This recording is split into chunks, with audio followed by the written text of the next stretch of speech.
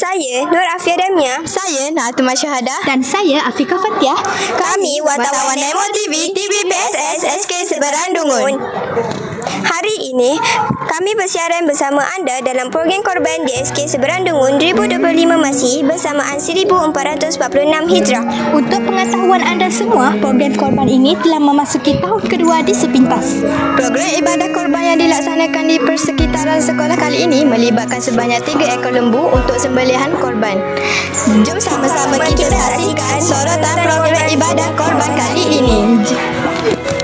Subhanallah maulana badi'ul kauni sawana aliyul qadri na'buduhu satirul khalqi subhana hamidur rabbi nahmaduhu bisirril hamdulillah azimul jahi nushhiduhu biannal kulla lillah. SK Seberang-Dungun buat kedua kalinya telah berjaya melaksanakan program korban sempena Hari Raya Aidiladha yang disertai bersama oleh barisan guru dan ibu bapa pelajar sekolah, menandakan semangat kekeluargaan serta keprihatinan terhadap masyarakat setempat.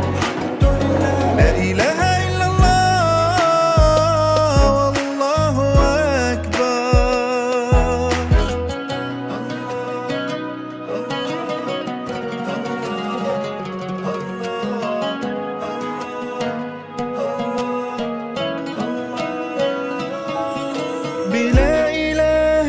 إلا الله نوحد ربنا الواحد تجلى قدره وعلا فريد ما له واجد كبير هو الله أكبر عليم السر والجهر هو القاضي. Assalamualaikum dan selamat Hari Raya Aidiladha, Ustaz.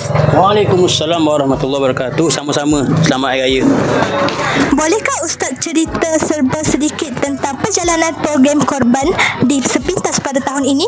Okey, baiklah. Bismillahirrahmanirrahim. Assalamualaikum warahmatullahi wabarakatuh. Untuk makluman semua, program korban pada hari ini sebenarnya bukan kali pertama. Ini sebenarnya kali kedua telah dilaksanakan di SK Seberang ataupun Sempitan. Jadi ini program kedua yang mana bilangan lembu pun kita dah tambah. Kalau tahun lepas kita buat 2 ekor saja, tahun ni alhamdulillah ada rezeki lagi anak-anak sepintas, kita dapat 3 ekor lembu yang kita korbankan pada tahun ni, insya-Allah. Majlis penyembelihan dikendalikan oleh ahli jawatan kuasa panitia agama Islam sekolah yang berpengalaman bagi tahun kedua program ini di sekolah. Daging lembu korban dibungkus dan diagihkan kepada setiap keluarga bagi murid di sekolah ini. Program korban tahun kedua ini berjalan lancar dan memberi impak positif kepada warga sekolah dan masyarakat setempat. Penyerahan daging kepada penerima selesai pada tengah hari dengan suasana penuh kegembiraan dan rasa syukur.